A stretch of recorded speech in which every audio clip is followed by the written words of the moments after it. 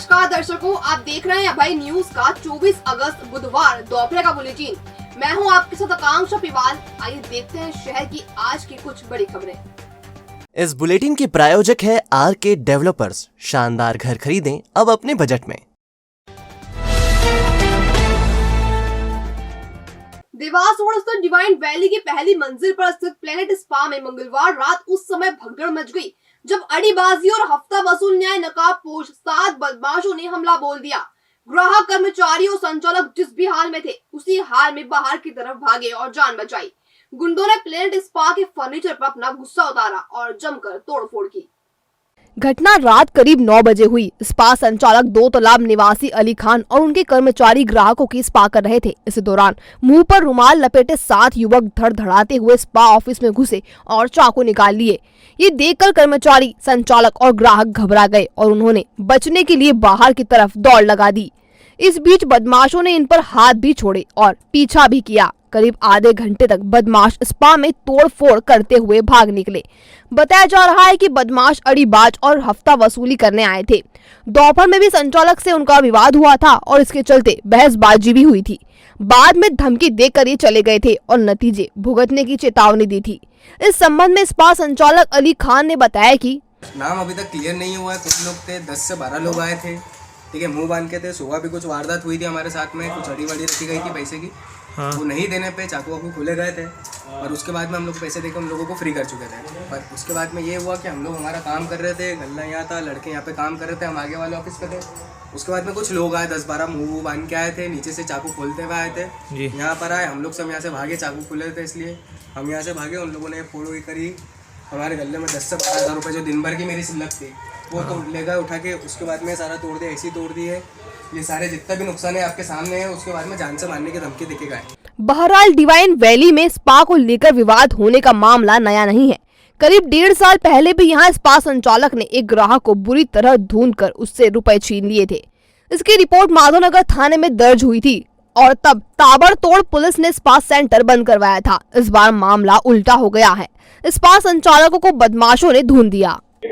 Divine valley में स्थित spa में झगड़ा होने के बाद तोड़फोड़ की सूचना प्राप्त हुई थी, जिसकी तस्दीक करवाई गई है। वो फरियादी को तलब किया गया है रिपोर्ट के लिए। उसके द्वारा जो सूचना और रिपोर्ट करवाई जाएगी उसके अनुसार वैधानिक कार्रवाई की जाएगी। तो पहले भी वहाँ पर एक सीसीटीवी सामने आया था इससे पहले भी, तो अब क्या कुछ बड़ी कार्रवाई? हाँ, अब अलग अलग विषय के झगड़े के अलग अलग विषय रहते हैं। देखते हैं फरियादी क्या रिपोर्ट बताता है, किस कारण झगड़ा हुआ, उसके अनुसार कार्रवाई करेंगे। पवासा थाने के पंडिया खेड़ी पर हैंडपंप से पानी पीने के विवाद में खम्माल को 2 युवकों ने बुरी तरह धूल दिया। हमलावरों में एक ने हम्माल के सिर पर सरिया भी मारा। घायल हालत में उसे उपचार के लिए अस्पताल में भर्ती करवाया गया है। 30 साल के विवेकानंद पासवान पिता राम पदारथ पासवान पांड्या खेड़ी की बिहारी कॉलोनी में रहते हैं। 22 अगस्त को वह हैंडपंप से पानी पी रहे थे। इसी दौरान पानी के छींटे कुंदन यादव पर गिर गए। तब कुंदन गुस्से में बोला, ए हरिजन, तेरे छींटे कैसे मुझ पर गिरे? तब तो मामला टल गया। लेकिन 23 अगस्त को विवेकानंद रेत भर कर लौट रहा था। इस दौरान उसे कुंदन और मिथिलेश ने घेर लिया और पिटाई शुरू कर दी। इस बीच मिथिलेश ने सरिये से विवेकानंद के सर पर हमला बोल दिया। बीच बचाव करने विवेकानंद की मां और भाई आए तो उन्हें भी मारा गया। विवेकानंद को जिला अस्पताल में उपचार के लिए भर्ती करवाया गया है। आइए विवेकानंद से जानते हैं पूरा मामला।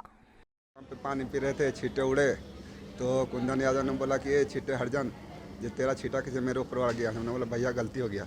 उसने सर 1 लाख मारा सोमवार के दिन, तो हमने कुछ भी नहीं किया सर, कार्रवाई नहीं किया। फिर मंगलवार के दिन हम जब काम करके लौट रहे थे रेक भर के मंडी से, दरगाह मंडी से, तो उन्होंने फिर हमको गाली गुप्ता किया, अश्लील शब्द बोला। तो हमने बोला भैया गाली गुप्ता मत करते, फिर से मारना शुरू कर दिया सर। इंदौर गेट क्षेत्र से 13 दिन पहले चोरी हुई टवेरा गाड़ी इंदौर के रेलवे स्टेशन क्षेत्र में मिली है। गाड़ी की बैटरी चोरी हो गई है और इसकी नंबर प्लेट पर तोड़फोड़ करने की कोशिश भी की गई है।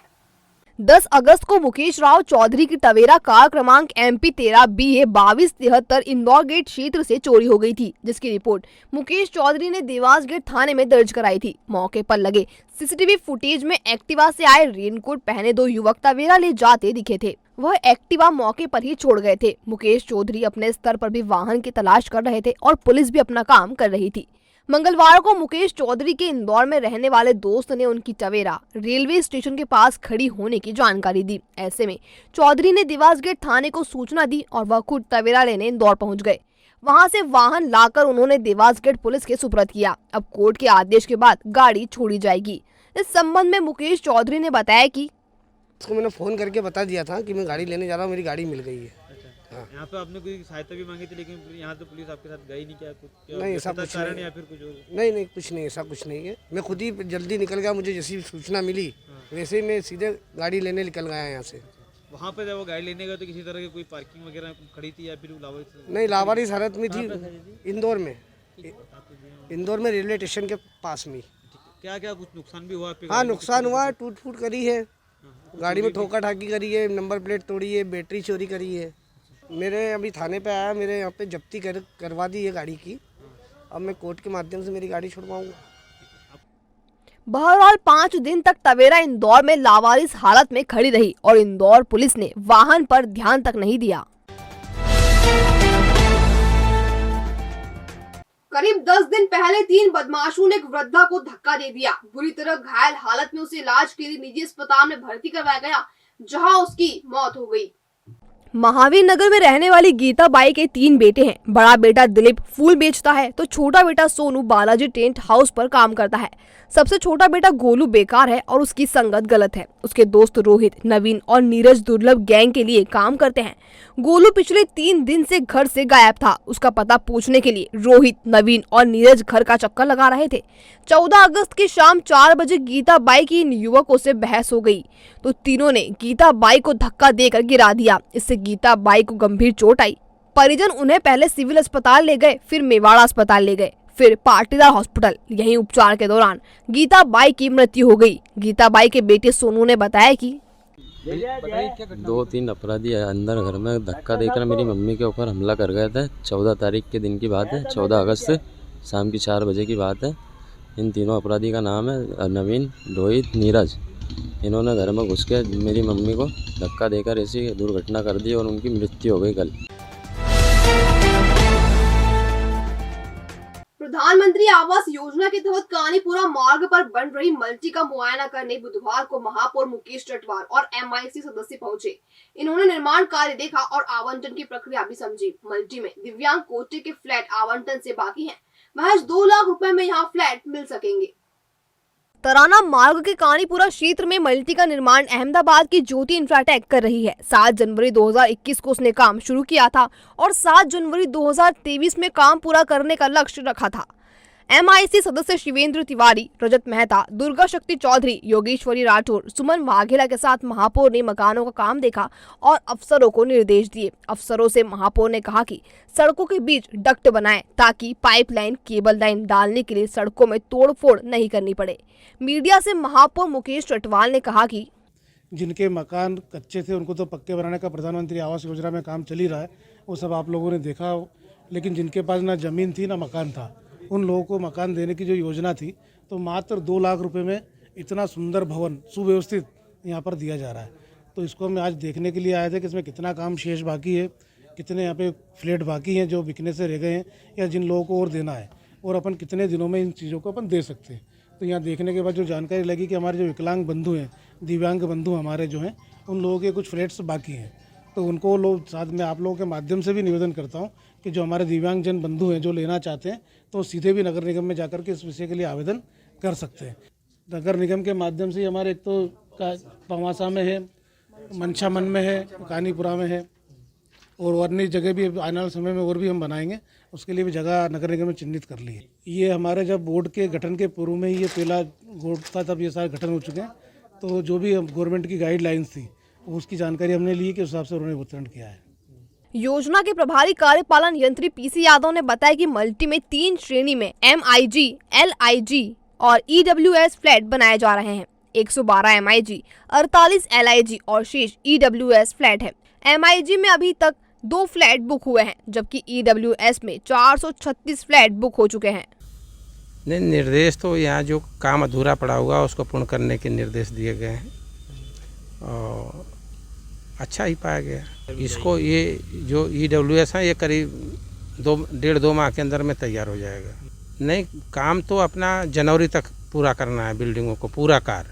हाँ, इसमें जो है 146 करीब 436 फ्लैट जो है 434 फ्लैट बिक चुके हैं EWS के, और 112 मकान जो हैं ये MIG के हैं, और 48 मकान जो है LIG के हैं जो तैयार हो रहे हैं। कुल 600 फ्लैट जो हैं अभी MIG में तो अभी 2 हुए हैं, LIG में 20 हुए हैं। MIG की कीमत तो 21 लाख है और LIG की कीमत 17 लाख है। कितने स्क्वायर फीट का ये जो है EWS जो है 420 स्क्वायर फीट के हैं, LIG 620 स्क्वायर फीट का है और MIG 764 स्क्वायर फीट का है। भविष्य की चिंता छोड़ो, पंडित गोविंद गुरु से नाता जोड़ो। ना कोई पैसा ना कोई फीस, बस लीजिए गुरु जी का आशीष। आज ही जाने अपनी हर समस्या का समाधान। संपर्क करें 9827030415 या 9302230415। हमारा पता 8 अलगदाम कॉलोनी, सावे रोड, उज्जैन।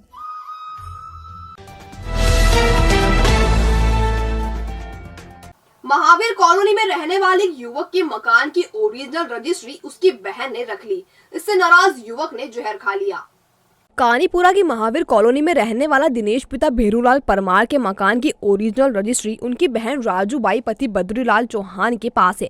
वह अतिरिक्त विश्व बैंक कॉलोनी में रहती हैं। पेशे से ड्राइवर दिनेश अधिकतर घर से बाहर रहता है और ऐसे में उसने बहन को रजिस्ट्री संभालने के लिए दी थी। अब जब उसने रजिस्ट्री वापस मांगी तो बहन ने रजिस्ट्री वापस देने से इनकार कर दिया।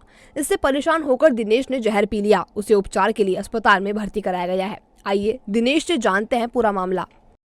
मेरा मकान, मेरे प्रॉपर्टी सब पे हकदार बनने के कारण में मैंने दवा पी। एक का राजू भाई, पदम भाई ने मेरी माँ साहब के भी चक्कर में, माँ साहब में ही रहते हैं उनके घर पे ही और उनके सिकट में। मैं यहाँ कानीपुरा में रहता हूँ, महावीर कॉलोनी में।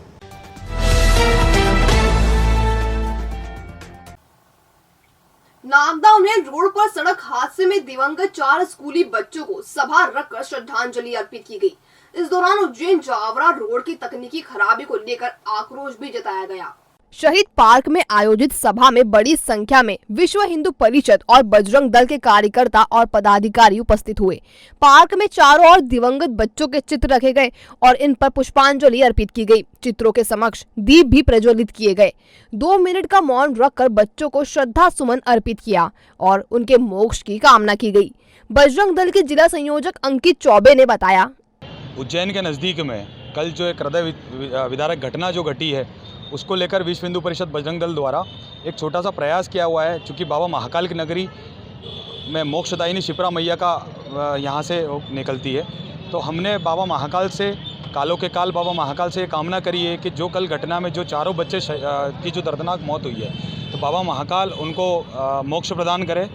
और उसके साथ साथ यहाँ पर ऐसा सभी विश्व हिंदू परिषद बजरंग दल के माध्यम से प्रशासनिक तौर पर एक बात मैं कहना चाहूँगा कि लगभग साल भर के अंदर इस नागदा और उज्जैन रोड पर 100 से अधिक मौतें हो चुकी है एक्सीडेंट में। हमने बड़े बड़े घटनाक्रम देखे हैं, लेकिन उसके बाद भी प्रशासन इस रोड को में जहाँ पर जो चौराहे जो मोड़ है उसको सही करने में अभी भी असक्षम रहा है। तो हम आपके माध्यम से प्रशासन से मांग करते हैं कि जल्द से जल्द इस तरीके की जो इस रोड के ऊपर, क्योंकि सिंगल वे रोड है और बहुत ज़्यादा ट्रैफिक इस रोड पर रहता है, तो वो जल्दी से जल्दी उसको सब सही करे, जिससे आने वाले भविष्य में किसी भी बच्चे के साथ ऐसा ना हो, किसी भी माता पिता के साथ ऐसा ना हो। जिस एज के बच्चे इस घटना में जिनका निधन हुआ है, उनके माता पिता पर आज क्या बीत रही होगी, ये सिर्फ और सिर्फ बहुत बड़ी चूक है प्रशासन की।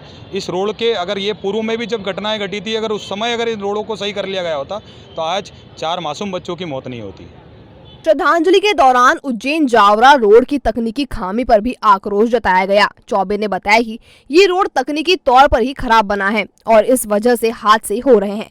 दुख की बात है कि अफसर हर हादसे के बाद तकनीकी खामी को दूर करने की बात तो करते हैं, लेकिन समस्या का हल नहीं करते। तो ये था अभय न्यूज का आज का बुलेटिन। अगर खबरों को लेकर आपके पास कोई फीडबैक हो तो हम तक कमेंट सेक्शन या इनबॉक्स के जरिए जरूर पहुंचाएं। कल फिर मुलाकात होगी नए बुलेटिन के साथ। तब तक के लिए नमस्कार।